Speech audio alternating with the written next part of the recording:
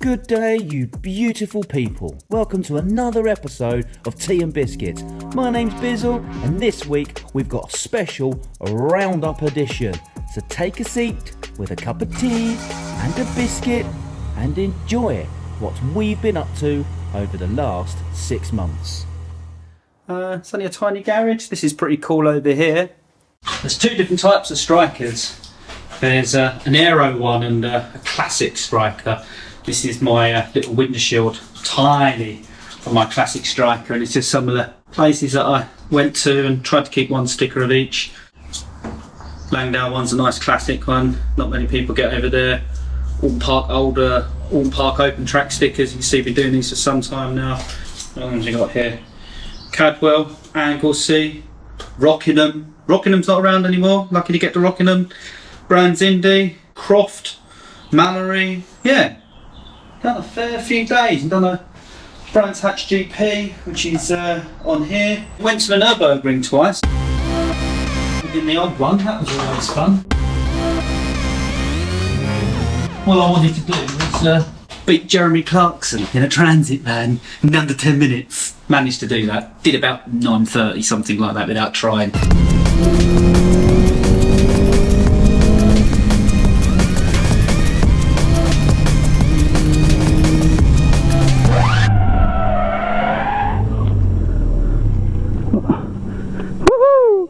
Okay, I'm going to go through some stuff which I think is crucial for a track day. This isn't your nuts and bolts and your spanners and your screwdriver toolkit, saw, drill, gaffer tape obviously, cable ties, gaffer tape, top two, then probably a drill to be able to make holes to put your cable ties through. Now these are things like I mentioned it earlier, but you know, this is Swaffy, got orange, it's got the grit in, it's good stuff, and I think that is crucial. I decant that into one of the small squidgy bottles so I don't have to carry that around.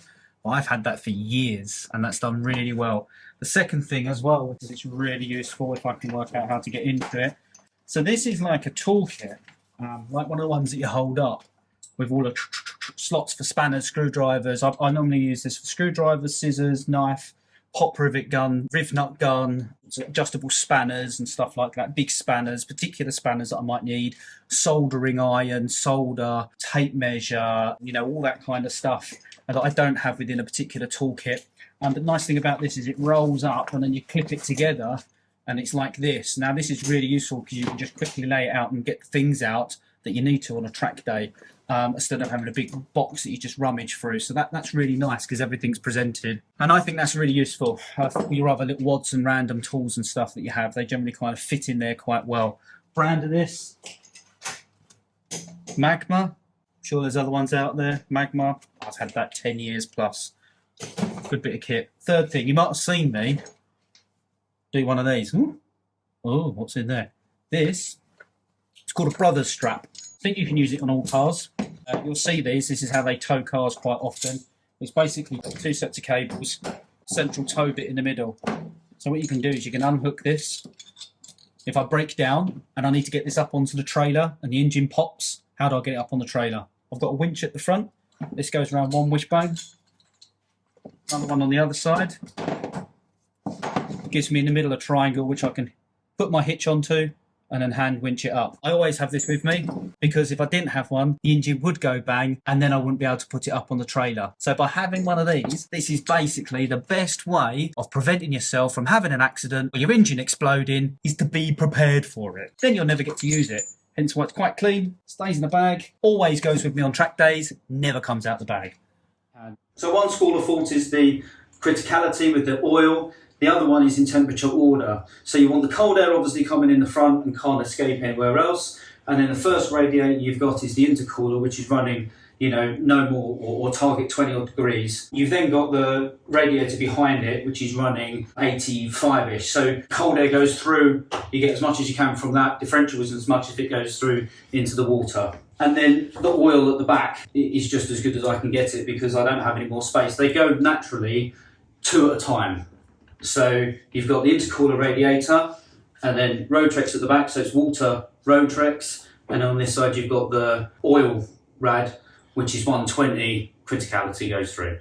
Easy peasy. Okay, so we're just going to go through some intricacies, because this is interesting that we got this chassis down to bare bones. Even when me and Russ were looking at the differences between this and the red one, there are some differences that we can spot within the design of the chassis. Now, these are both raw chassis. I think they were manufactured around 4 or 5 years apart from each other, but in that time there were some tweaks made. Same engine, same gearboxes, everything about it's very same. Independent rear suspension, inboard front rockers, so you know, we're quite surprised to see some bits. So just going to do a quick walk through some bits which we think are interesting, maybe a bit surprising about chassis design. An example, one of these is this upright here, this little plate is for the rocker. So the rocker mounts down on this bolt here and comes across onto here, obviously feeds across, suspension mounts are down the bottom here, and it just seems so small.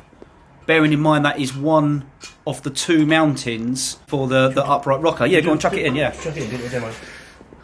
Yeah, so this is kind of slides through and then it just kind of goes in and bolts up. And kind of you just push it all the way home and tighten it up. Now there is a sussy bar that goes across from one side to the other to kind of tie these in, so I guess it's not that crucial. And so that's one of the things that we spotted, which is quite weird. A difference, if you like, between the chassis that we've seen is just simply this triangulation here. The triangulation on my red one is a lot tighter, it's a lot further into the corner where Russell's one comes out.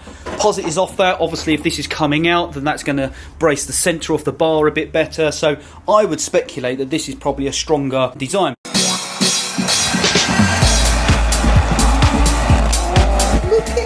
Feeling the VTech power. Oh no.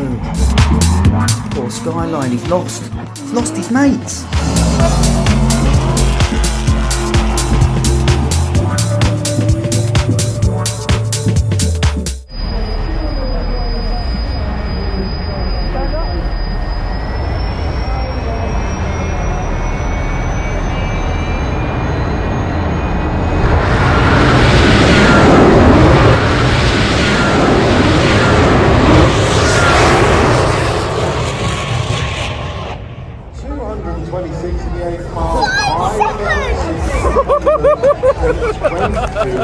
So when I was scratching up on YouTube about how to rebuild calipers, everyone goes, oh, it's really easy. You just use an airline. Put the airline in to push the pistons out. 2 massive problems with that. 1, I don't have an airline. And 2, what happens when the first piston comes out?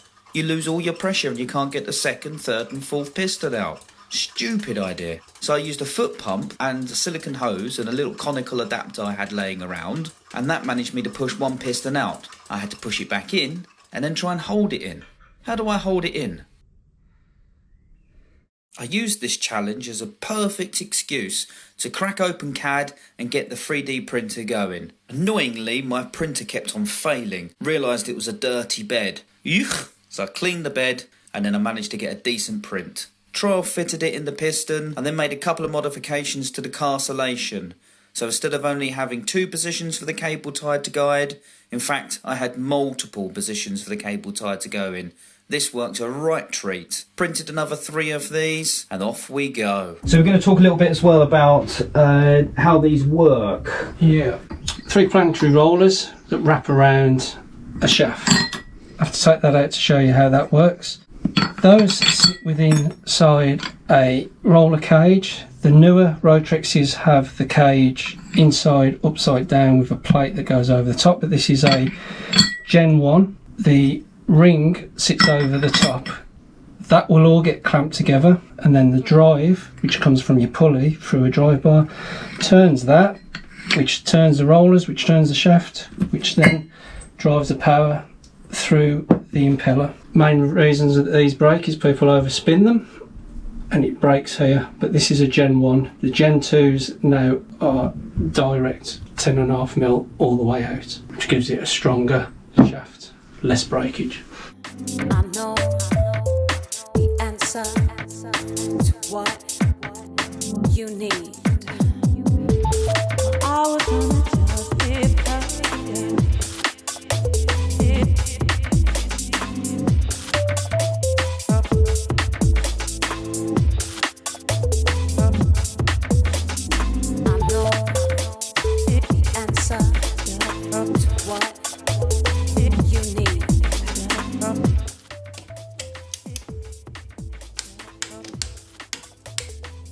Welcome to TeaN'BizzKits. We are doing something a bit special and different this week because I'm with Jason, who is one of our subscribers. You may have seen him comment. He very kindly welcomed me up to his garage where he's got a low cost, which we're going to have a look around. You may have seen him on low cost builders as well. You did a build blog, didn't you, on there? Yeah. Which is why I recognised your car before. And his garage is a lot nicer and better than mine as well. We've got things like bridge ports in here, which is always cool. This is a very special car. This is a raw Fulcrum. As far as we know, this is the only one ever with a Honda Fireblade engine in it. Fingers crossed, I'm going to get out in this today as well. So let's see how it goes. Should be good. Hello, so this is Sean, Bizzle, TeaN'BizzKits. We are here at Snetterton, raw Fulcrum. So Sean, do you want to tell us about your car? Yeah, so I started building this in 2008, got it on the road 2009. So it's a raw Fulcrum, which is a striker chassis made to look different. It's running a 954 Fireblade, so it's 2003 model, one of the older ones. So it's putting out 146 horsepower out of the wheels, and it weighs 485 kilos. So it's good fun. And you were saying that, although I'm sure I've seen loads of these, we think that this is possibly, if not definitely, the only Fulcrum in existence. Well, there's one in Australia that we found. One in Australia. So it's pretty special, really. Yes. And you was also saying that you went to AB Performance as well, yeah. To kind of finish the car off. Andy Bates has been a massive supporter of 750 Motor Club and bike-powered cars, yeah. So that must have been quite a privilege as well to kind of be in the workshop. Good. And he fitted the engine for me first time and done the electrics. I was there till 2 o'clock in the morning the night before IVA. Yeah. Or SVA. We ended up having the head gasket go, so he stripped one of his other engines and shoved that all together for me at the early hours of the morning. And did it go through SVA okay? No. No, they never do. They never go for SVA first It was time. emissions and noise were the only things that failed on. Ah, well, emissions is quite often the case, isn't Yeah. it? But noise is a bit of a moody one, I think. That's a bit of a tough one, so we can blame Andy for that because he should have known better. Yeah, definitely. Yeah. So, in terms of, do you use it on the road? Do you do track days? Do you? It's a mixture of both, really. I try and use it on the road as much as I can, but we're in England, so it's not that easy. Yeah. And track days, 2 or 3 maybe a year, so not a lot. And generally pretty faultless, not too many issues. Yeah, I've been trying to break it for years. Yeah, nice. And so let's do a bit more of a rundown with the spec of the car. So what you've got: single adjustable, double adjustable, Single shocks, adjustable shocks, gas golds, just a gas gold. LSD on the back. LS362 LSD. Yeah, it goes. That's a Sierra. Yeah. Okay. Golf rear brakes, because they're slightly lighter than the Sierras, only a little. Oh, that's interesting. Okay. Yeah, so that is unusual, isn't it? Yeah. Or normally they're custom. I've got custom fabricated ones, and Jamie might have custom ones as well, like sheet metal welded up jobbies rather than. Yeah. So you've got golf. Oh, that's interesting. Not the uprights, just the calipers. Oh, sorry. Okay. Yeah. Okay, so custom uprights. Oh, Yeah. all right. Yeah, because you've probably got Willwoods on the front. Yeah, right? Willwoods on the front. Okay. Solid discs. Yes. 13s, it looks like. Yeah. Really not. I love these complimented wheels, but they're so expensive. Yeah. But they are. I did have really the 15s, nice. but they were about 3 kilos lighter on the front and 1.5 on the rears. Oh, okay.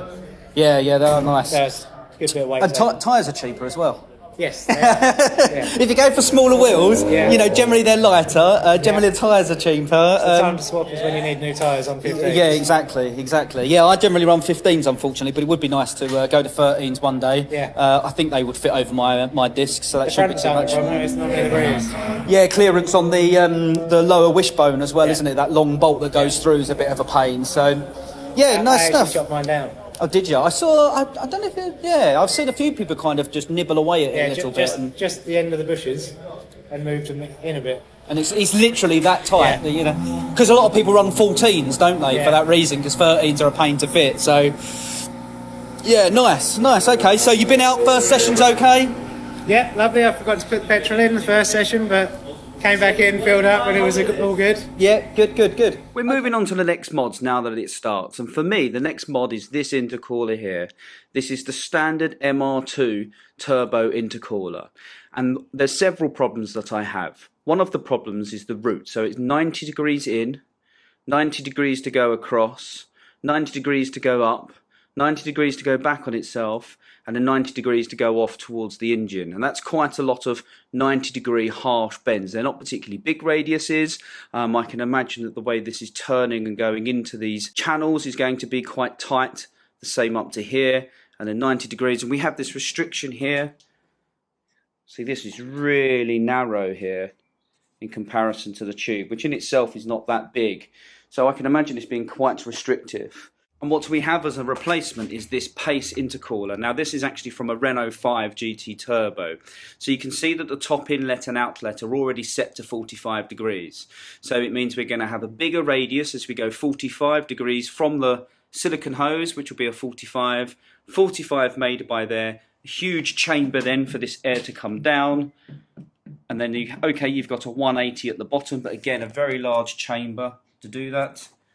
It's then going to head back up, 45 silicon and off. And I just think that's going to be a lot neater.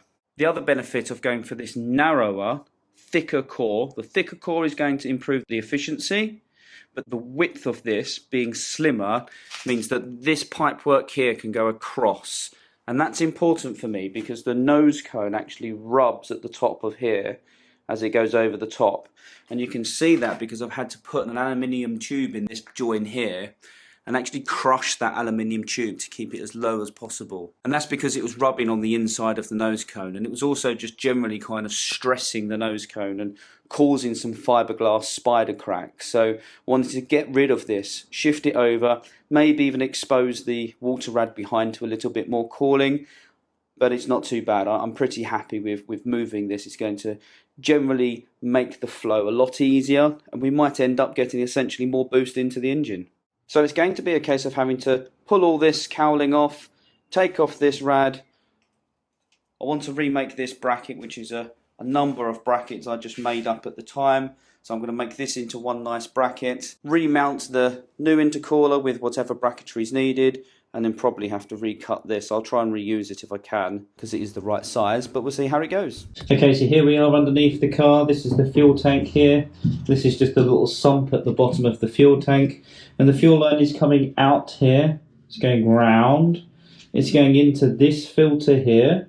And then it's going round and over to the fuel pump over this way. Now, for me, there's some observations. This is ropey. Look at the state of this. I know that the guy said this had been kept in a container for some time, but this looks really disgusting. It's actually mouldy, look.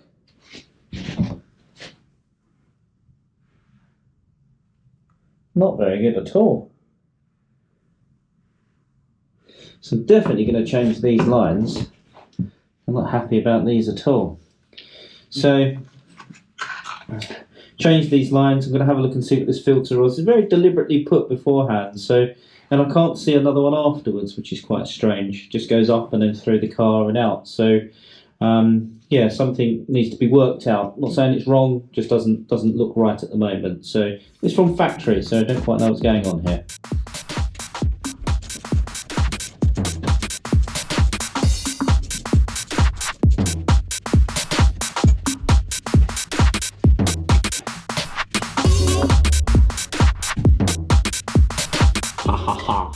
Already drained it. Oh.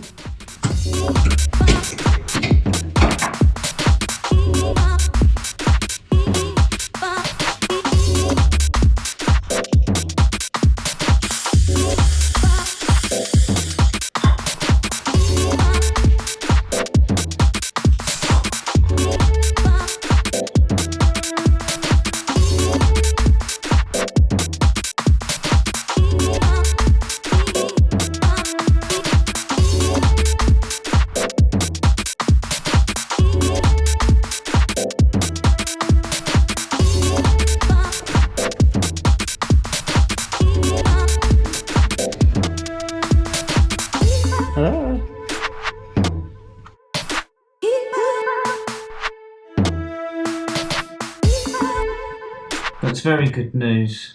Branded stuff. Looks like it might even have a spec on it. Might have a part number on it. Yeah, very happy with that. Yay!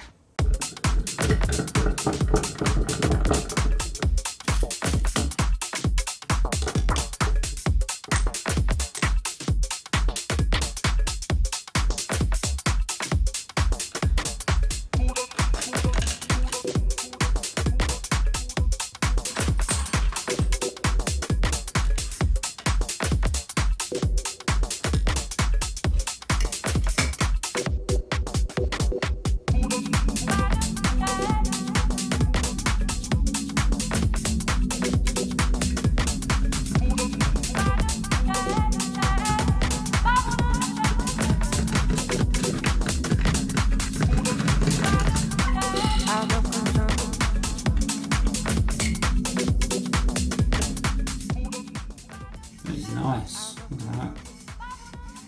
Really happy with that.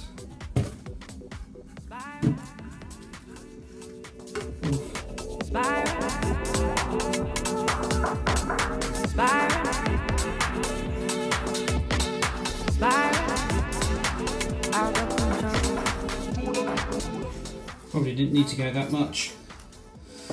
Anyway, that is it. There you go. Yeah, happy with that. Just started to stretch the material and deform it to the point where it looks like it's not really propagating cracks per se. It's just starting to maybe fracture on the surface very slightly. The inside is very smooth, very good. Very happy with that.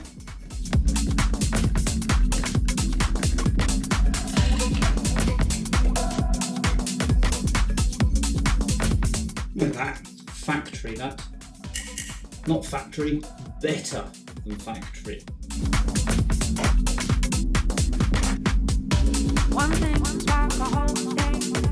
And that's it, first one on.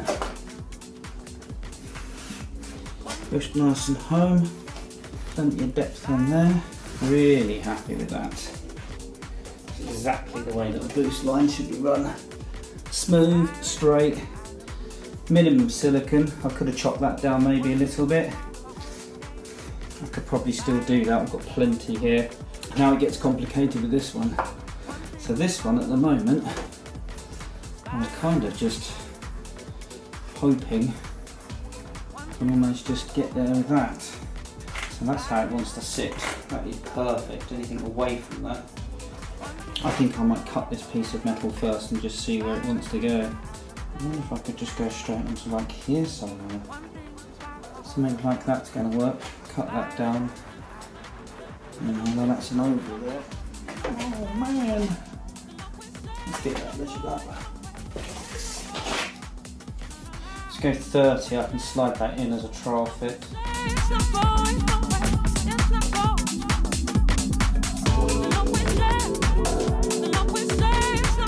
With a chop true and a trim tree, the aluminium tubes are bead rolled and put in place. Just need to add Jubilee clips. I've uncovered another opportunity to improve my car. Spark plugs. So on my original black top that I had in the blue car, I had these BKR 6EPs, and these are platinum spark plugs. You can see the condition of these is pretty good, bearing in mind that these are used. I used these for about 5 or 6 years on track, and they come out like this. So I had these as backup plugs. I changed them anyway. You can see these are in really good condition considering. When I got this car, I had these in here. These are in terrible condition. So these are just straight up nickel kind of plated BCR ATSs. 8s, really cold plugs. And look at the state of them. All the carbon build-up on them is not very good. The electrode is really worn down as well, a huge gap on there. So it's pretty rubbish. So I'm gonna change them. And I'm gonna go for these, the Iridium versions. So brand spanking new, I'm just about to put these in. These are BKR 7 EIX11s. So I've gone for a slightly warmer plug, not quite 6s, which is on the natural aspirated one. I've gone for 7, so a little bit colder, and hopefully that's going to work. Because I don't want them to foul up like these 8s. These were completely overkill. 8s were too cold and no coating on them at all, and they just really haven't done well. So another thing that I'm doing, which reviewing the car and the engine setup, and another thing that I'm doing here, which is just going to improve the car and hopefully give me a better chance of getting some power on the rolling road.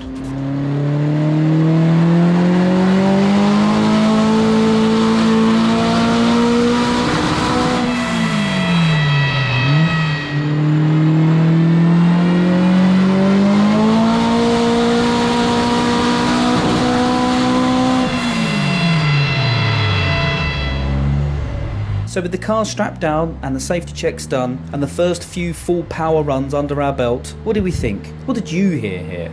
I heard it was flat. I heard that was not revving out to the rev limiter as I expected. There was no bup up at the top at all. Was that a misfire there? Was that the clutch slipping? I thought the clutch was definitely slipping, and Troy agreed. So we adjusted the clutch and we had another go. But this is not a good start for what's meant to be a baseline full power run.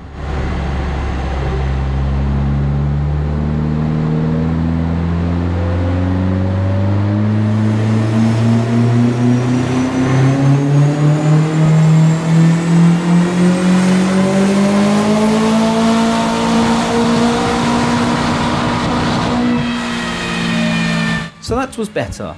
The clutch was not slipping, but it did still flatline. There was no rev limiter there. There was no do up that way. No, there was still definitely a misfire. So something is still not quite right. Now I'm confident the fueling is good. We've checked that over in previous episodes. But the ignition, spark plugs, coil pack? Something's not going on quite right here. Troy turns back to the laptop to see if there are any settings that he can tweak to help diagnose what the problem is, or see if there's something more fundamental or an indicator within the Omex programming that is starting to highlight what the problem could be.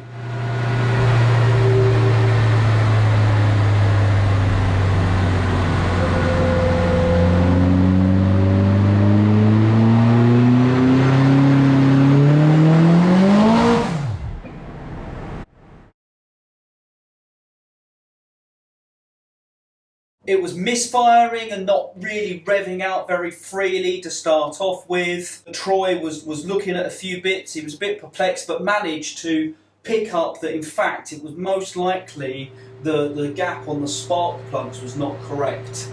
And he did that with a dwell setting on the ECU, which I think basically just pre-charges and charges the spark plugs a bit more, dumps a bit more current into the spark plugs, and ultimately that means that the gap is jumped a lot easier.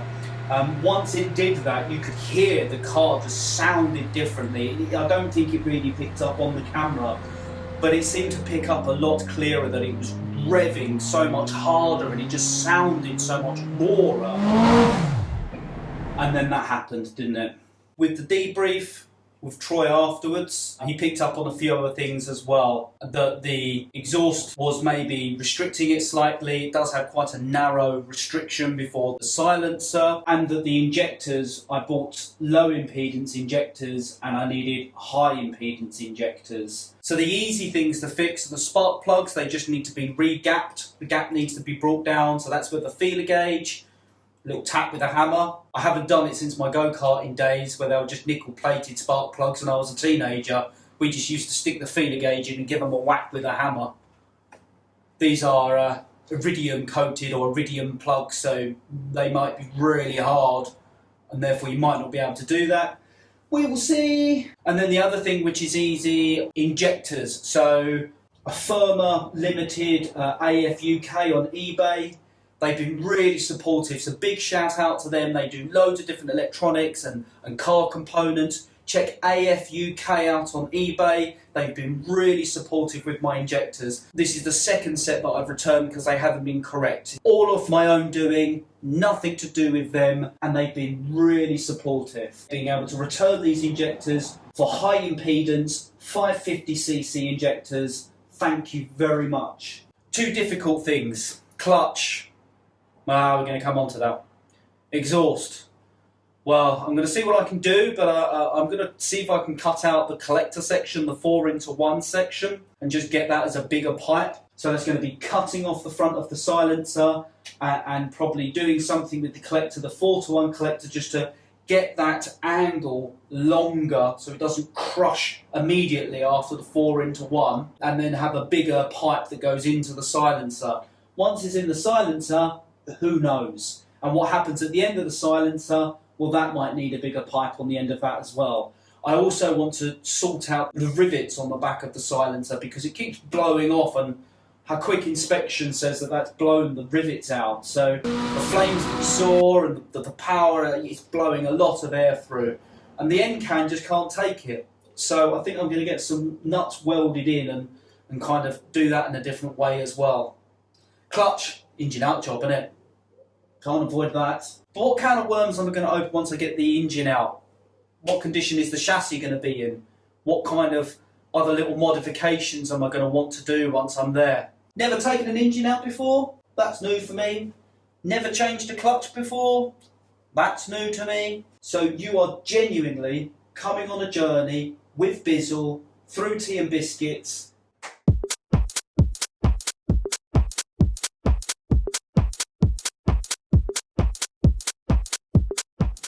Alright, they're not coming off.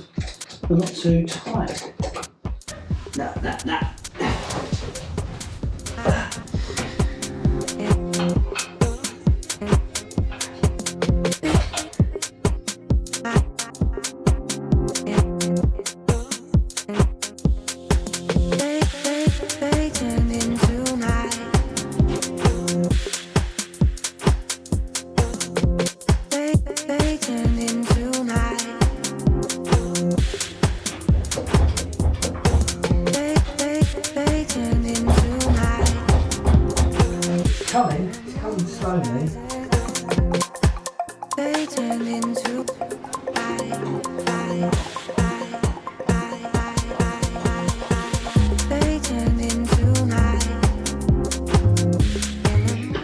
tools for now to get the steering column out to give us some more space. I think that's just kind of preventing it from moving where it wants to move.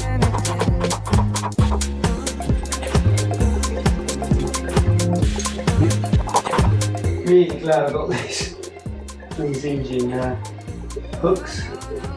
One less thing to worry about.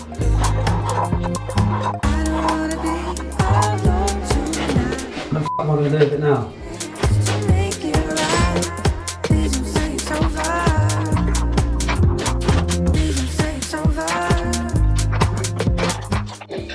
I'm just going to get stuck on stuff. These wheels.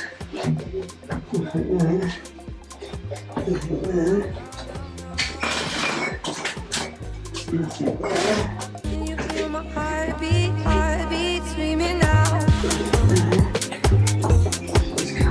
Said that you would call, but you let me down, let me down.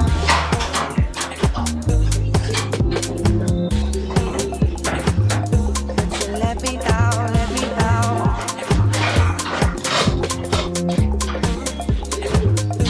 No, no, no, no.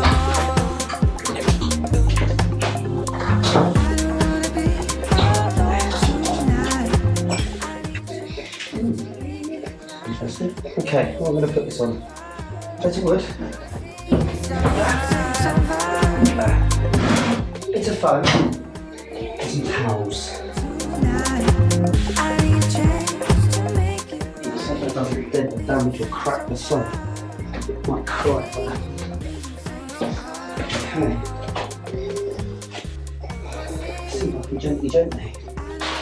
Shall we? Please don't say it's over. Don't say it. I don't wanna be. Don't say it's over. Please don't say it's over. Please don't say it's over. Please don't say it's over. Oh, please don't say it's over. Please don't say it's over. Don't say it's over. Say it's over. Oh, say it's over. Please don't say it's over.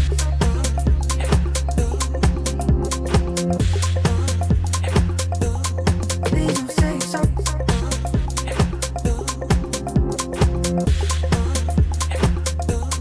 Please don't say it's over. Okay, we're at Brands Hatch today, and I have commandeered someone that I don't know before called Charlie. Talking about your cars, so do you want to tell us about the Saxo? Not really much to know about it, to be honest with you. It's an X-Red, so it's a 2000 BTR, naturally aspirated 1600 with 8 valves. Yeah, it's completely stock, really, isn't it? Apart from a few little aero mods, holes at the front, bucket seats in there, or bucket seat in there. Yeah. For me, I genuinely think this is the way that Trackday should be, because you bought it for, what, like 150 quid or something, Something you like said. that, yeah. And then that's it. You've kind of ragged the granny out of it. If it goes pop, it goes pop. That's it, yeah. That's the good thing to do. I think if you do minimum mods just to get around the track and then just rag the granny out of it. Yeah, no, I agree. I mean, like the aspect of track days, I think should all be fun. Yeah. So going from I had an E46 M3. I still do have an E46 M3, but that blew a rod out the side and it set me back so much money. It's just a joke. But for a day's worth of fun to then spend £5,500 after to fix it, it's a bit of a pain in the arse. Yeah.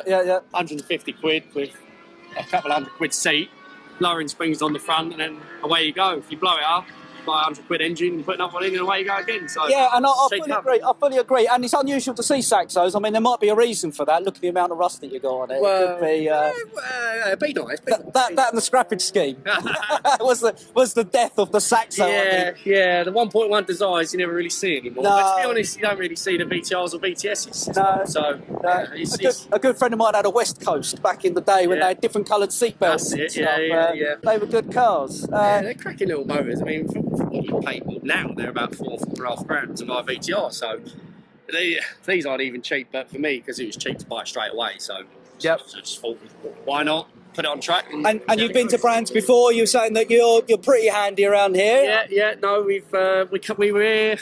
Was it about a month ago or so? I've done a 1 minute flat.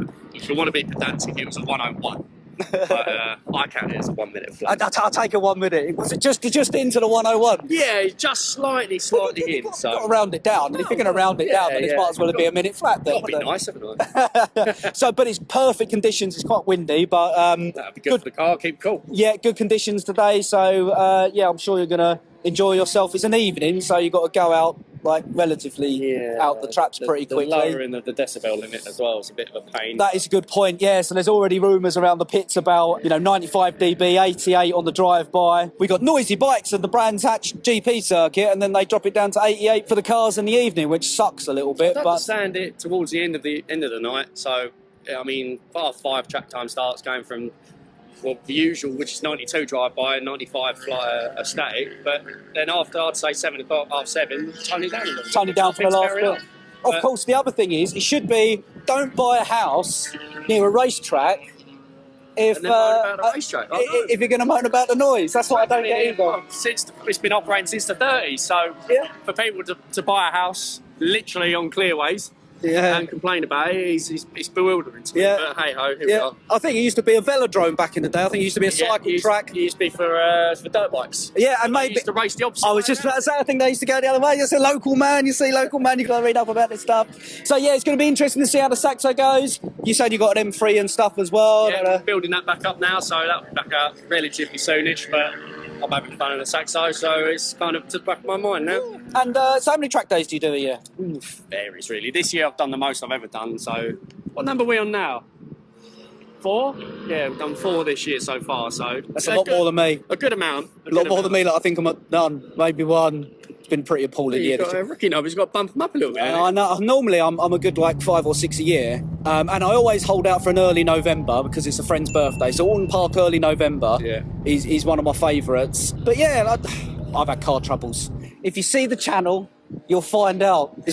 I chased the power, that was the problem. Right. I bought a new kit car, it wasn't as powerful as I wanted it to be, so then I got the supercharger refurbed, and then I was at Northampton Motorsport last week, and the clutch blew, and it's just been a mare. No time to work on it, it's just been a pig. I know. Neil, do you want to just talk about your car and kind of what you've done to it so far? Yeah, so I've had the car about 3 years. I think I got it in August 21 in Norfolk. Planning to keep it stock. It was just a replacement for my old Yaris at the time. And then I started doing more research into sort of what people do to them, and how that rabbit hole goes. You very quickly get into it, and you find out about this engine and how easily it goes in. And that's kind of where I haven't stopped really. I've just it started as a completely stock car, and with a 4AFE. 4AFE, yeah. So in terms of the changeover was relatively straightforward because the blocks are the same. Yeah. It's just you were saying the wiring was a bit of a pig. Yeah, it's you have to wire the original, the black top wiring into the OEM fuse box, the 4AFE fuse box. So it's a bit of a pain, but there's quite a few resources on there, and I've had loads of help with this, like people who are well versed in this engine and this car. So I can't take all the credit for it, but it's been very challenging. Yeah, so I publicise TeaN'BizzKits on a number of forums. One of the Facebook forums which I do it on is a 4-age forum, because there's a huge global following on these engines, and the 20 valves in particular are considered. They were, I think it was designed in coercion with Yamaha, so they are well developed engines and well liked engines globally. I kind of originally met you through that, I think it was, and then obviously you watched the channel. Lots of questions. I'm not the oracle by any means. Neil's probably actually done more work than I have on 4Ages. I'm going to be asking him about clutches and stuff. Show him my engine, which is currently out. So it'll be really interesting to get Neil's reaction on how my engine is, because I don't have a dizzy cap, for example. Loads of bits and bobs are different, I think, between the engines, but they do look very similar in many ways as well. So, you might be able to advise me on a couple of bits. I think there's some bits that I definitely could do with some advice on. So, yeah, so you put the engine in. Was it you that had problems with the cam slipping and stuff as well? Strange issue with the pressure relating to the cam, where I was doing it, just been rebuilt, and the cam would just slip, or for no reason. There'd be no evidence of belt slipping, but then you would look at the time and it would be off, and it had made zero sense. I mean, the engine builder couldn't work it out. I couldn't work it out, definitely. Anyone I asked would give me other things, and it was, I don't want to worry about that. but it ended up just being related to pressure of the takeoff. Yeah. Essentially, you're meant to use an oil cooler, which I never installed, so I blanked them off. And I think what was happening, it was pressure was slowly going down, so you must have had flow, but the pressure was low. So was you getting low oil pressure? Or you was getting excessive oil pressure? It was weird, because on one side it would say, so my gauge was plumbed into the takeoff, and it would say, oh yeah, you're getting like 80, 90, which is on the high side. But then my interior oil can would flash, obviously indicating there's low pressure. So it was very all over the place. And I basically just wired it as it was, taken off the thermostat, and for now I haven't had any issues. I've done about 500 miles now, 500 or 600 miles. So it's basically just working as, I reckon, a sandwich takeoff now. It doesn't matter, there's no thermostat, so it's constantly flowing. The only thing possibly to check, which I think would be okay, is obviously the oil is getting through the oil filter. Because the oil thermostat might like divert a two-way to a two-way and kind of change channels inside, depending on how the sandwich takeoff works. I ran it without the sandwich plate, but I couldn't run the oil temperature. Of course, yeah. So when I did that, the oil pressure gauge was plumbed directly into where the factory pressure port is. I think it's just below the power steering bracket. Yeah. And that was reading like constantly. I think it's meant to read 75 psi at 3,000 revs, and that was bang on. So That's good. Yeah. And its pull's okay now, so as you said, you haven't done any long-term damage. No. That night was not good. I spent ages underneath the car. I stank of oil for ages. It was one of them days or one of them nights that just really put you off of kind of working on a car. So I haven't been out there for like 2-3 days because of it, and spent some time actually planning for that modification, that little hop up that I mentioned. So I managed to bag myself a lightened flywheel. Although this isn't stamped, the seller tells me that actually this is from TTV as well. So that means I've now got 2 products from TTV. I've got the clutch and now a lightened flywheel. So I've bought some flywheel bolts because you need to replace them. I'm going to be putting on this lightened flywheel. So I go from, I think, the standard, which is 8.2 kilos down to 4.1. So this looks like a direct replacement, although it's from a 16 valve. And so that gave me a bit of worry about if it's exactly the same. What I know that I do need to do is obviously lock the crank from rotating so that I can undo the bolts, which will probably be pretty high torque. Otherwise, you're just going to be spinning the engine. Now I'm tight and I am an engineer, so I'm going to design something instead of buying off the shelf a universal or bespoke for 4-age flywheel lock device. So I decided to CAD one up. Don't worry about the snap. I'm just going to talk quickly about what I did here. So I took lots of measurements, CAD'd something up. I use Fusion 360 at the moment because I don't have access to a SolidWorks license. So Fusion 360 is a free 3D CAD software. Highly recommend it. It's very similar to SolidWorks. I picked it up with no tutorials. I've had to do a couple of how-tos, but actually it's exactly the same. So if you learn Fusion 360, you're going to be spot on with SolidWorks and any other in-industry 3D polymetric dimensional CAD, not like a sculpting kind of CAD. So took some measurements, printed it out, but when I fitted it on, it didn't quite nestle in properly and my bolt holes were a little bit off. So I nibbled a bit out, cut it in 2 to understand the spacing, etc. Printed another one off. You can see here that I've changed this clearance hole a little bit here, changed the tooth spec a little bit, still not perfect. The funny thing with this, the outer gear for the flywheel, you're wrapping teeth around that, which is unusual because you don't have concave gearing very often, you always have convex gearing, and so the teeth don't just slot on because they're at different angles to drop in. So it's quite difficult actually. Even when I counted the teeth and accurately measured the profile, it still didn't clip in, so it needed some work. So I went to this next version here, which you can see has got this slotted mounting hole because I thought I might be able to drop that in, and that worked well, and it also gave me some other knowledge about the exact pitch and angle needed, because who says that these 2 bolt holes for the gearbox sit absolutely symmetrical to the crank? You don't know that. In the end, I went for a different toothing profile. I dropped a tooth, which just for some reason seemed to work with it slotting in. It probably wouldn't mesh if it was a starter gear or something, but it works, and I printed it in a lot thicker. So this was 5% just for speed and material saving. I think this is 50%, and I've also gone for a 4-layer profile as well, just to give some thickness to the walls and a bit more strength. So this is ABS, incredibly hard. This is not going to break. I haven't tried it yet, so we'll soon see, but I'll be really surprised if it rips the teeth off of here. I think this would be strong enough. So that was my 3D printing journey that I just wanted to talk to you about, something I've been doing on and off over the last couple of days.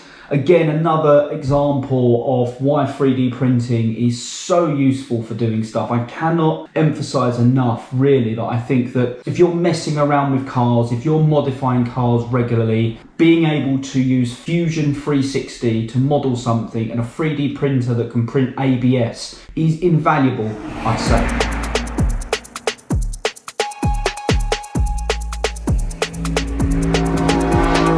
This car caught my eye both on track and in the pits immediately. Classic looking E30, apparently a 318 3-door originally, now with a 328 engine conversion and an E36 gearbox. Modified engine, increased brakes, shelled out, flew around track.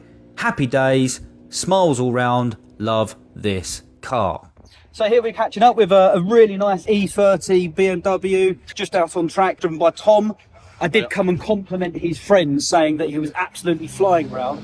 And his friend kindly said that it wasn't me, it was Tom driving. So I bought the car about 2 years ago. It was a 318, it's now a 328 in it. Jack's company and AMS, they built the head on it. So it's got some spicy valves and runs really nicely. It's got a 36 compact, basically swap over. So it's gone to 5-star 17s. And then slightly bigger brakes. I've just put the box out of my E36 M3 in it. Yep. So it's now a lot better. It's had a load of work done to it recently. So yeah, it's the first time it's been out a year and it's running really quite well. That's always a big relief, right? After it's sitting in a garage or something and a fair amount of work done to it, and then getting out to the GP. So it's a light test day then, straight to Brad's GP. You could have done an evening taster session or something. Yeah, exactly. So no, it's a good car. And you're saying you just got the nitrons fitted, so that's obviously a big nitrons were improvement. done last year, but they're just been set up properly. So it handles amazingly. I went out that first session and then gone out in this, and this had a massive beaming smile on my face. Nice. Yeah, good stuff. Had any troubles with noise testing and stuff, or generally been straight through? Okay, straight through, absolutely mint. Do you do many track days a year? Quite a few, yeah. I think your friend saying he does some racing and stuff as well. So so me and Jack's a faster driver than me, so he was being polite, but we race in Citrus. So that's why he's keen to get the passenger seat in. He's going to go out in a minute.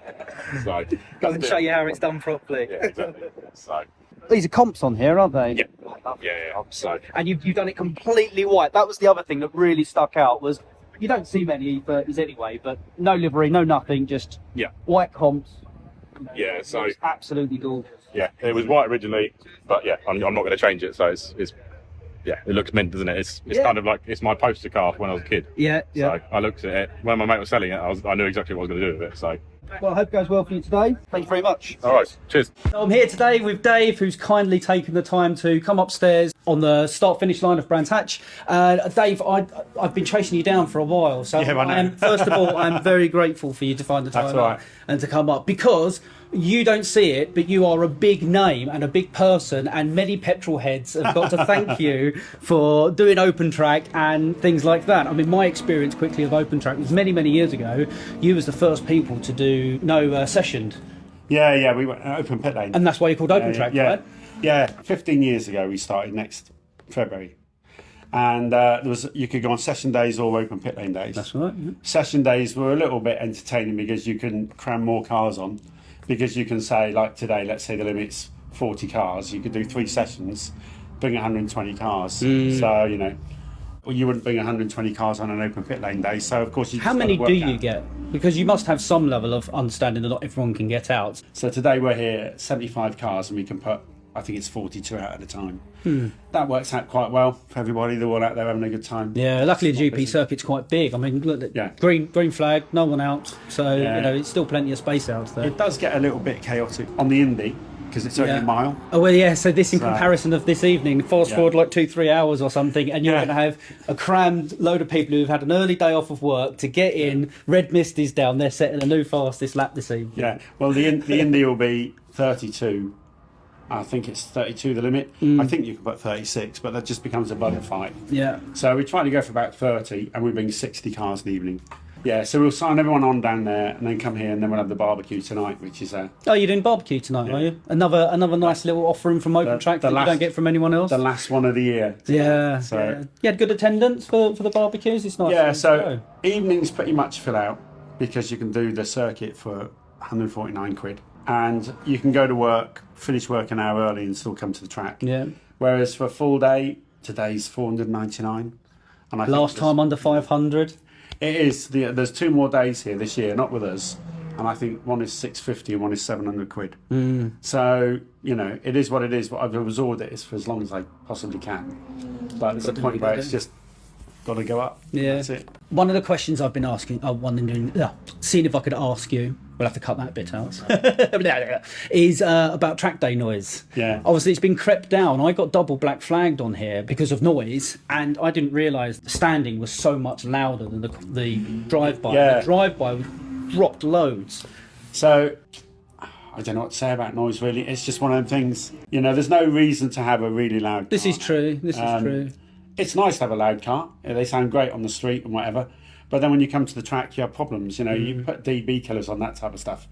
And I know there's the argument of like, well, my car's a street car, totally standard. I should be able to drive on the track.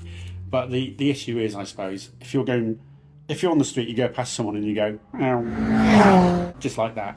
But if you're going past someone's house, it's every minute. They've got another car going past, like, then again. And to have that for 8 hours a day is probably slightly annoying. So I kind of understand it from the locals' perspective in a way. But what I don't like is when they move in. That's the one. That's the one, isn't it? But it's just one of them things, really. You can generally get most cars onto most circuits. And it's like Thruxton is notoriously quiet. It's a 90 dB static. Yeah. So I've always said to people, just come along, and if you fail, we'll just give you credit. Because that way, you're not wasting your money. Yes, you might have driven to the circuit. So do you do that? Do you do refunds on failed noise? Not everywhere, just Thruxton, because it is so low. It's only 90 dB. Oh, that's nice. So if you get to Thruxton and you fail a static and you can't get on, we'll just give you the credit. Here's a bit of advice for you. I don't know if you brief the marshals or not, but when they're doing the sound testing, you should tell them to tell the driver what the dB of the car is. Yeah. Because it would help people know whether they're close to the limit, whether they're just over, or whether they've got loads of spare. Yeah, I know some of them write it on the sticker. Some do, but it's not something they all do, maybe. But I know they write it on the sticker, so they do get it. But yeah, noise is one of them things. A lot of people make a lot of noise about noise. Yeah, it's the easiest thing, really. And so you see all sorts of cars on track days. I know that you're a Caterham man in the past. Yeah. Think a current Ferrari owner. Yeah. So what would be your car to take out on track? Oh, I've still got a Caterham, and that's what I'd take on track. This for hire or something on the back. Yeah. It's great. I've got a little Caterham Academy. Goes like a little rocket, 140 brake horsepower, 480 kilos. Perfect round here. Yeah, around here it's great fun. I've always said if you want a hot hatch, if you want front wheel drive, ironically, go for a Clio that's just gone past. If you want rear wheel drive, get an MX-5. But now you've got little Fiesta STs. They're coming into the mix. The Mini. The new ones, or like because there's a blue square old bug shape. Yeah, the old ones. Get an old one. I owned a Mark V Fiesta Z-Tech. Yes. Well, it was a Z-Tech actually back in the day, and that car was great. It was a lot of fun. Don't see many Mark V Fiestas, unfortunately. Now you can get loads of good stuff. I think. Yeah. Oh look, ironically, there comes a Fiesta as we speak. Yeah. And you can get big power out of these ST205 engines now. See, these are cracking cars. That on track for front wheel drive is brilliant. Yeah.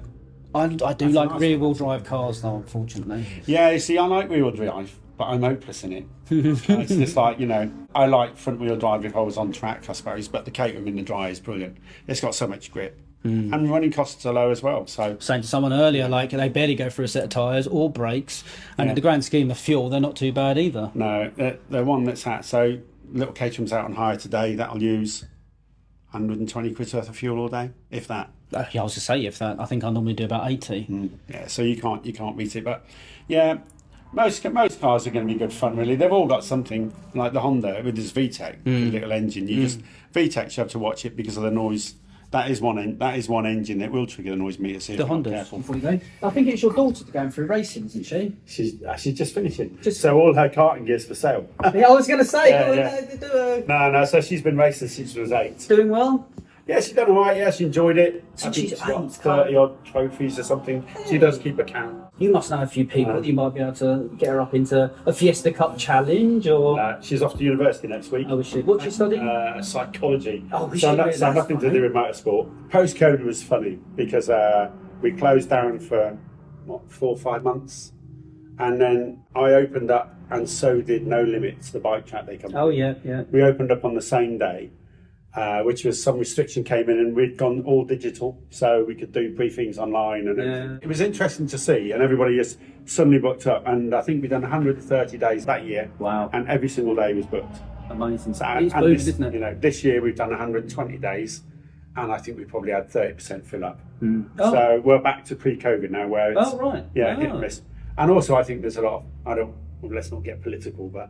You know, I think people just haven't got the money. I suppose it's one of the things, everybody's affected to a certain amount, and it's just what tool you keep hold of. Yeah. I know some people that have got out of GT3 RSs and they bought, say, like Megane, the 27R, is it? Oh, yeah, 27R, yeah. Yeah, so, you know, and that itself is a capable car. Yeah. So, you know, so people just change their cars. Yeah. You know. I can't imagine wanting anything more than a lightweight kit car. I think that for me, that's Yeah, no, power to weight is what it's all about, really. So I think I had a Tiger. That's what got me into getting. Oh yeah, that's right. Yeah, I had a Tiger Avon. That was a good little car. It would either set your feet on fire or boil over and scald you. There was one or the other, but it was entertaining. And I had that car for about 2 years. Yeah, I can't really fault it. I paid about $5.5 for it. Yeah, super. I used to rent it out for £750 a day. Probably 10 or 12 rentals a year in that. So it paid for itself. Yeah. And now I'm on my second Caterham. So just because if you hire something, if you said to people, I've got a Tiger Avon, they're a bit like, oh, what's that? But if you go, I've got a Caterham Academy car, everyone goes, oh, I know what that is. And it's a known package. They get in it, they drive it, it goes, it stops. That all works, really. So, yeah, good fun, really. Yeah, so you don't see many of them around? Oh, yeah, the Amira.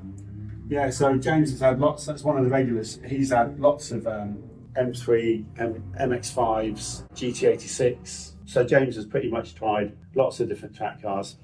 And but then the Lotus, that'll go all day and all night now, I think. Nice car as well, if you've got to drive quite a distance to get to the track as well. So yeah. Best of both worlds, really. Any tips for people looking to get started in open days, track days? Just book with OpenTrack. No, in all honesty, don't spend too much money too quickly. Yeah. That's it.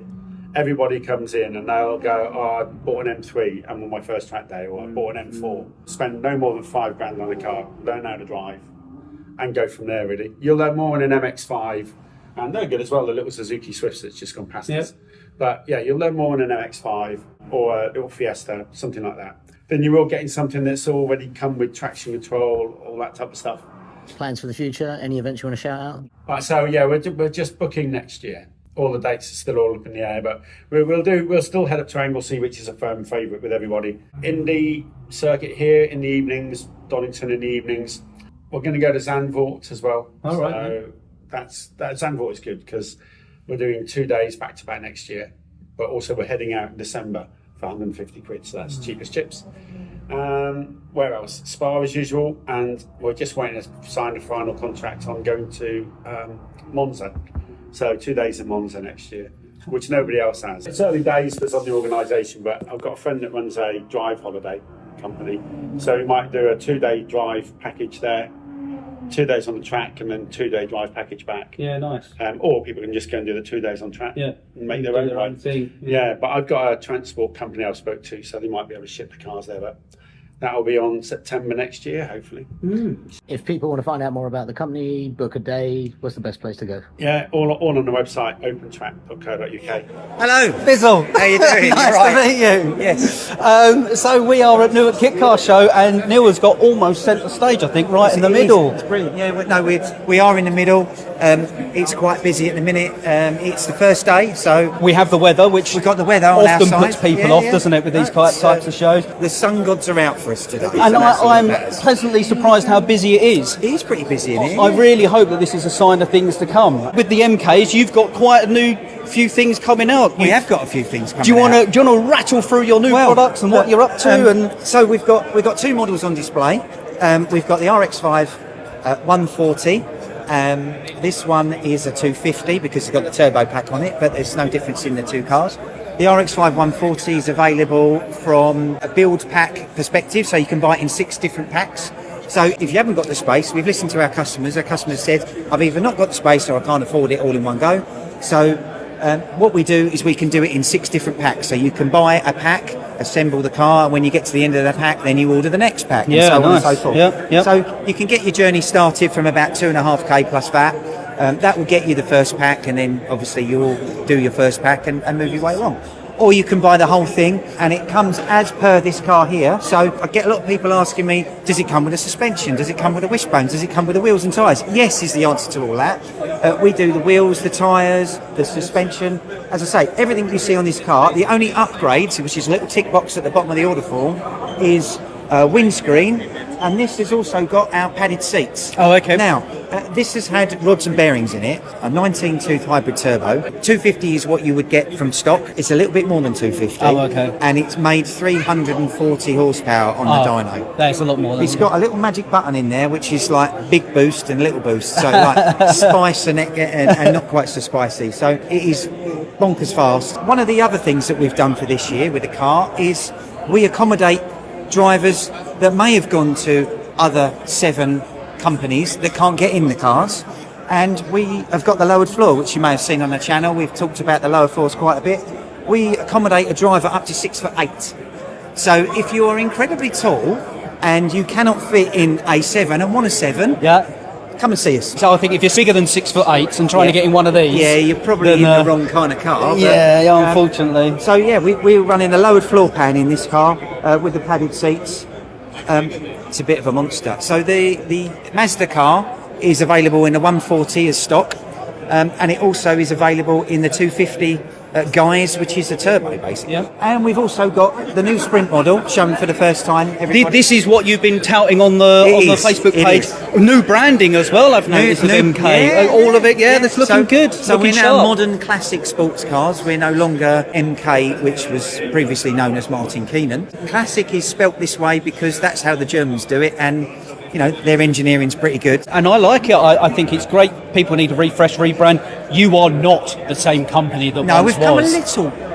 We've come a little way. It's huge. I was saying to someone outside that you guys, I feel, have got a lot of weight on your shoulders because the kit car industry, what you're doing is amazing. I love it.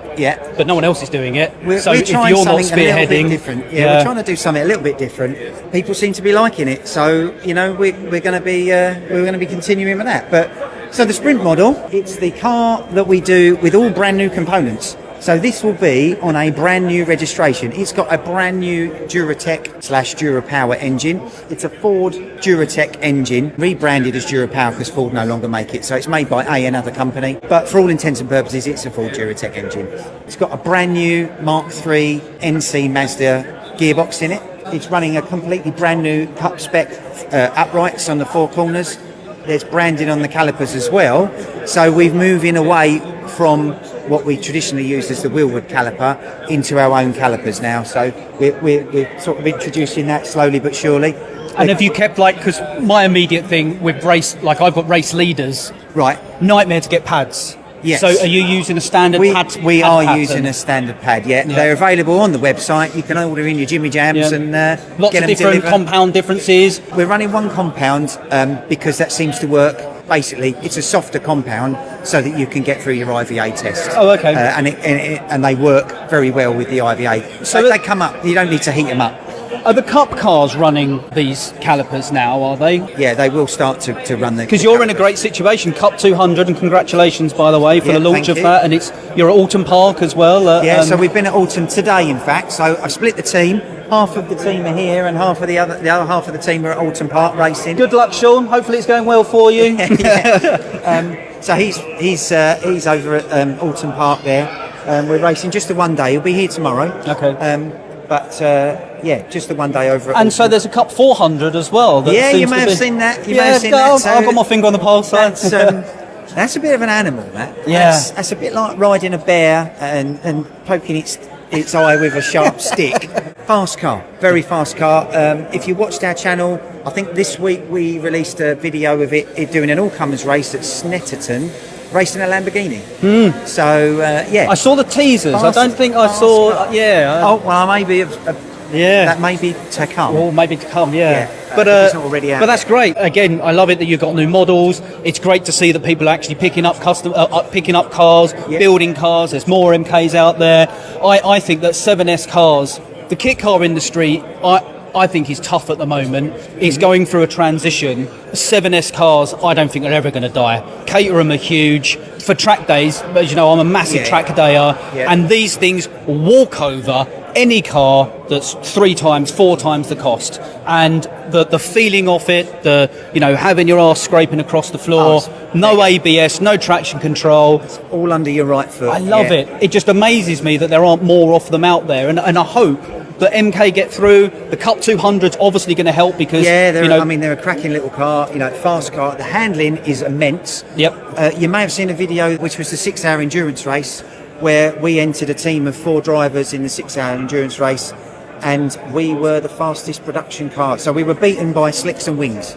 So we were beaten by 3 teams of radicals on the road, and we were then first. So there were other makes of 7s who had entered the race in there, and we beat those. That's a massive accolade. Car. So that helps with development. It does. So that helps with sales. That helps with absolutely everything. The sprint model that we've got there is effectively Cup spec wishbones and Cup spec uprights. So it's had all the development work that we've put into the Cup cars.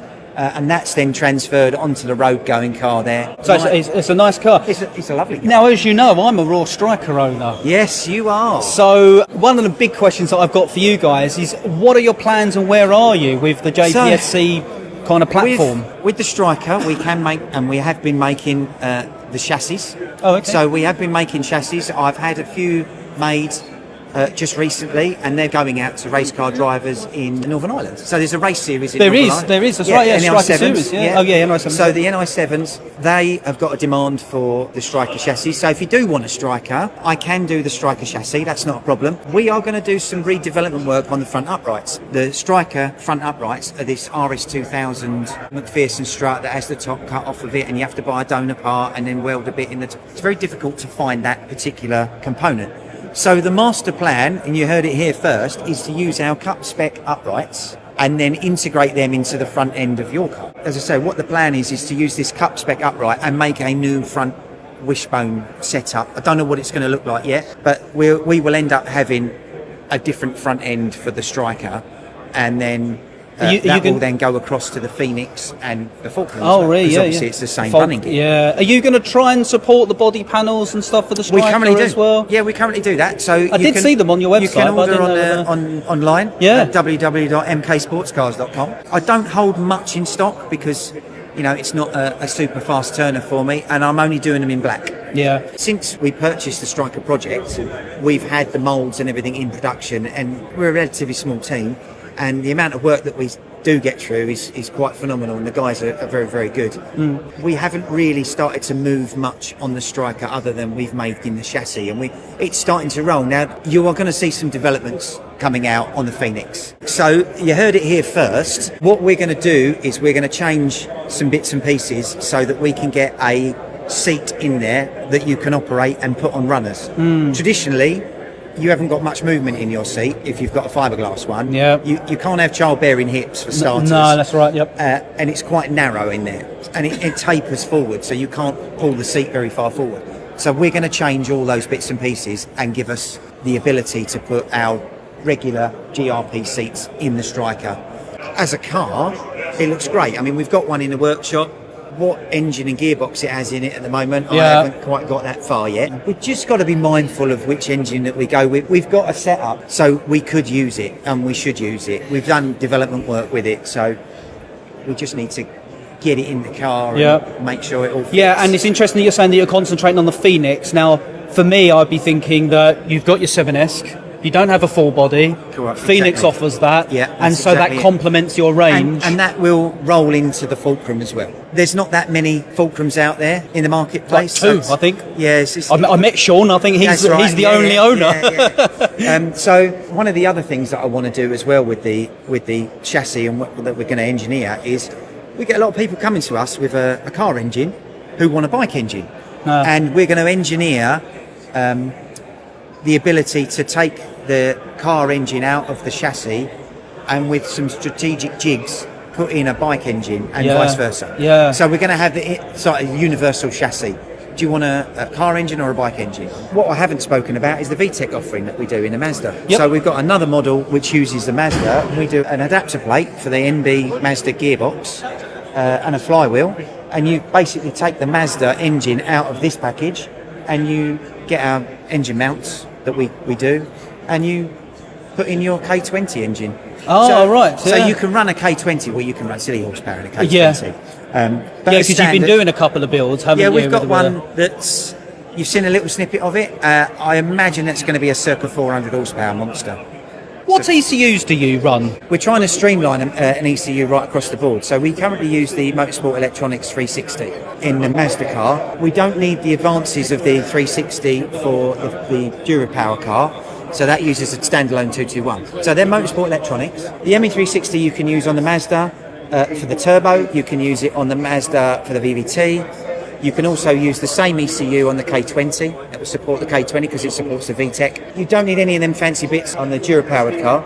So it doesn't need as many channels. So it's the cut down 221. On the Cup race cars, we use a racing ECU, which is a life racing ECU. Oh, okay. They're really, really good. They sort of monitor your oil pressures and stuff like that. And then you're getting data logging and stuff off of the back of that as well. And then what you get is if it doesn't like an oil pressure or a temperature or something, and it falls outside of a parameter, it will just put you into shutdown mode, and it will shut the engine. Say it salvages your engine. So lots of exclusives there on TeaN'BizzKits, which is amazing. And thank you very much, Neil, for your time. And best of luck over the next couple of days. Thank you. Interrupting your jolly little time that you're having in my garage as we are taking a quick little trip to Powerflow Exhausts in Dartford. Didn't really know too much about Powerflow. I remember them from back in the Max Power kind of days, but it seems like they're a franchised, nationwide, custom exhaust fabricator. Certainly had some nice cars there when I visited last week and dropped my exhaust off, but they are kindly doing the work for me, which I need following the feedback from Troy. Hopefully, he's done some modifications to just allow the exhaust to be a bit more free-flowing and less restrictive, and so I'm going to pick it up because it should be ready. Two main modifications Powerflow have done for us here. They've welded nuts on the inside so we can use capexes at the back of the silencer, and they've also increased the collector to silencer junction to 2.5 inches overall.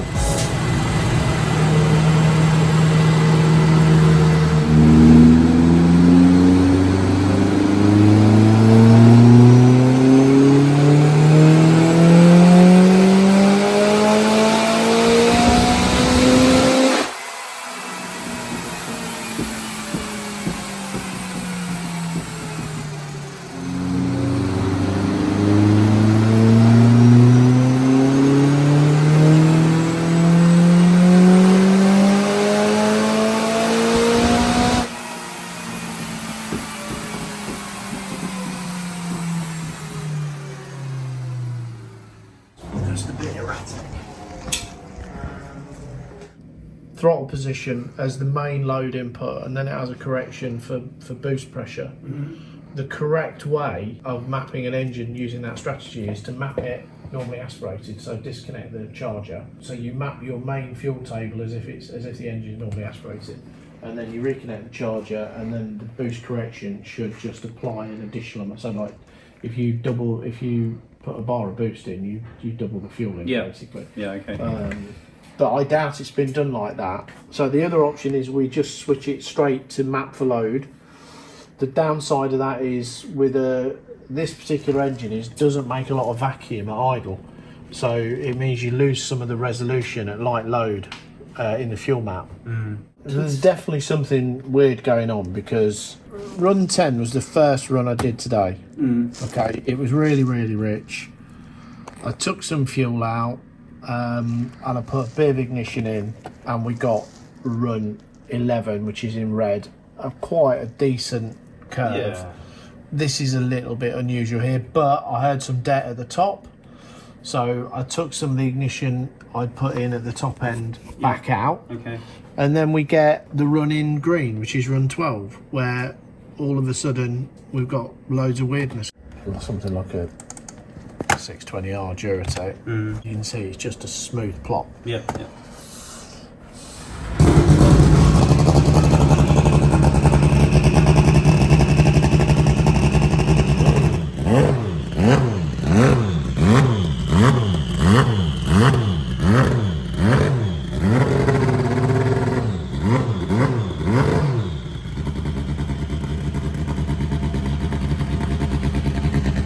So I'm Duncan Cowper, the owner of the Dax Rush Pikes Peak Special. This is a car that we took to Pikes Peak first time last year, and then we went again this year. So as a rookie we did 957, which I think puts us, I think there's only 7 rookies have ever broke 10 minutes at Pikes Peak, and only 27 people in the world that have broke 10 minutes in total. Runs a high booster turbo engine, around 387 horsepower at the wheels.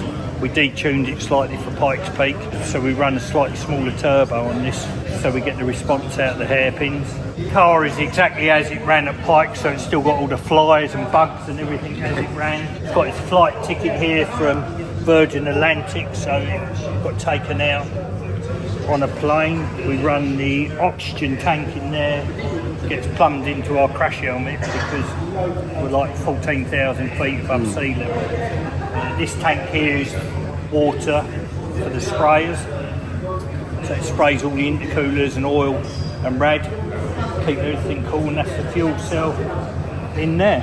Apart from that, we've got the FIA cage on it, we've got extra bars here, and the floors are 3.5mm thick for Pikes Peak.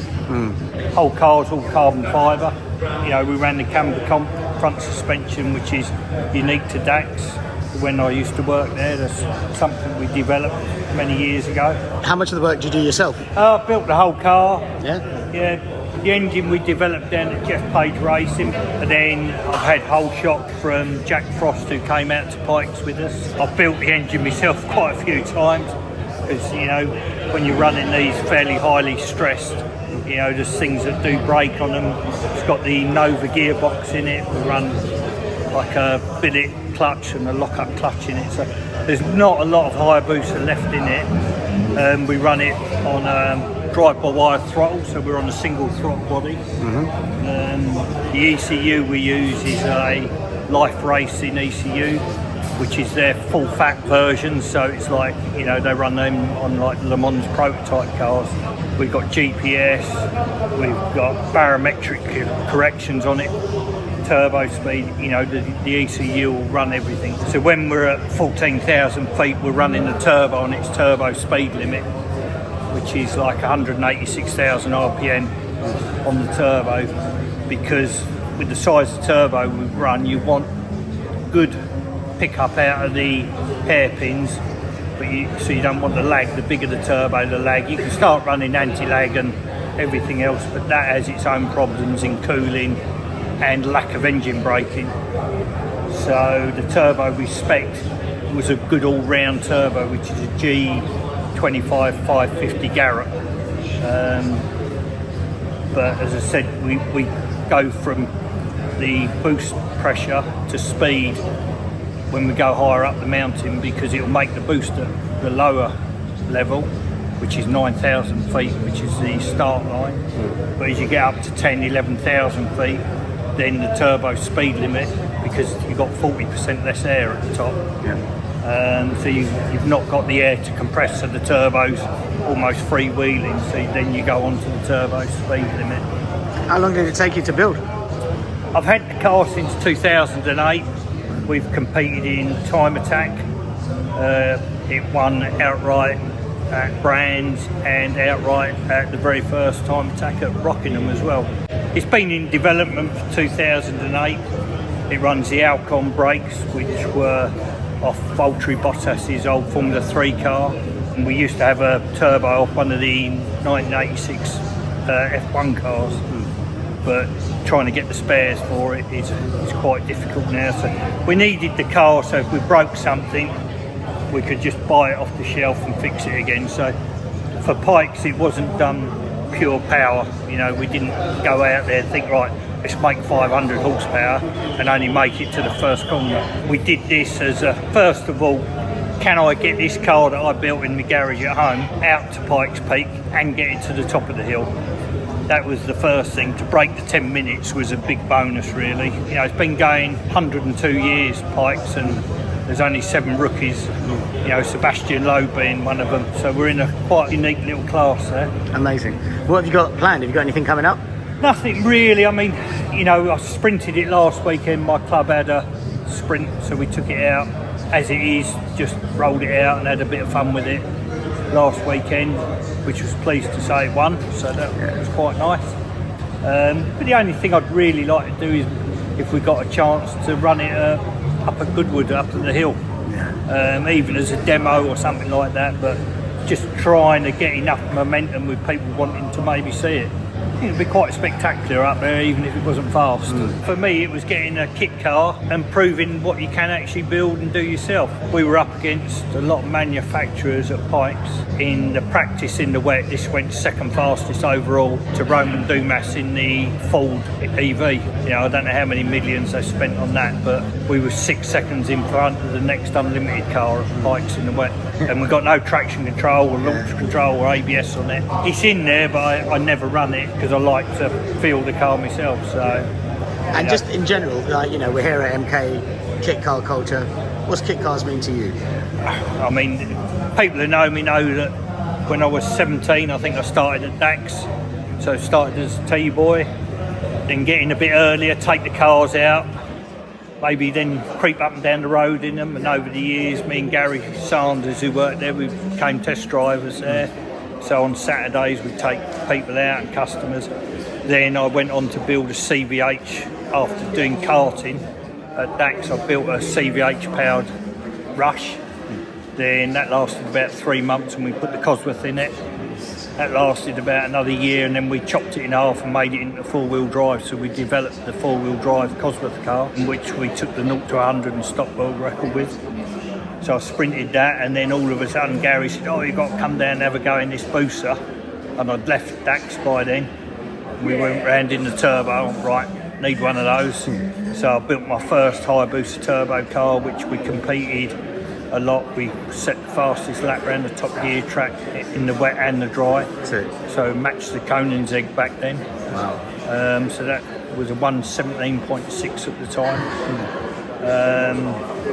Then I came away from it a bit, and 2008 I built this one. I mean, if we built a new one, I've got quite a few ideas that we could make quite a substantially quicker car again, but it's knowing what you know, this competes against single-seaters at the moment.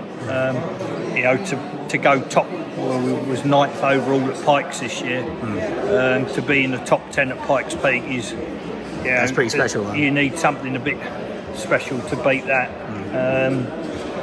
Don't know, like I say, the only thing is if we could run it at Goodwood, maybe. That's about the only, otherwise it will get a sheet chucked over it and left for a while and then dusted off and it will come back out for a play again. Yeah, fair enough. Well, look, best of luck with everything you've got going on. Thank you so much for taking the time. And if you get a chance, check out the channel. Yeah, we'll do. Cheers.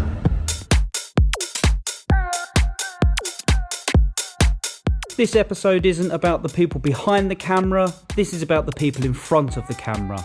So I'd like to say a really big thank you to all of the people that have contributed. So that's Jason with the supercharged Mercedes, Russ and Jamie with their Strikers, Sean with the Fulcrum, Dave at Supercharger Repairs UK, Dave that's also at OpenTrack, Neil at MK, Troy and Tim at Northampton Motorsport, and Duncan with his Pikes Peak car. But there's been many other owners of kit cars and people on track days that have taken time to talk to us and TeaN'BizzKits. So thank you so much for contributing to this channel.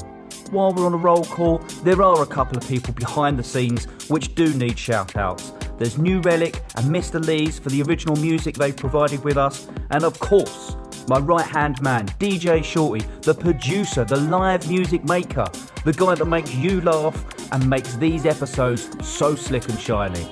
Cheers, DJ Shorty, and here's to another 6 months at least. Thank you very much for staying to the end and enjoying all of TeaN'BizzKits. My name's been Bizzle. Remember to like, share, subscribe, and we'll catch you again soon.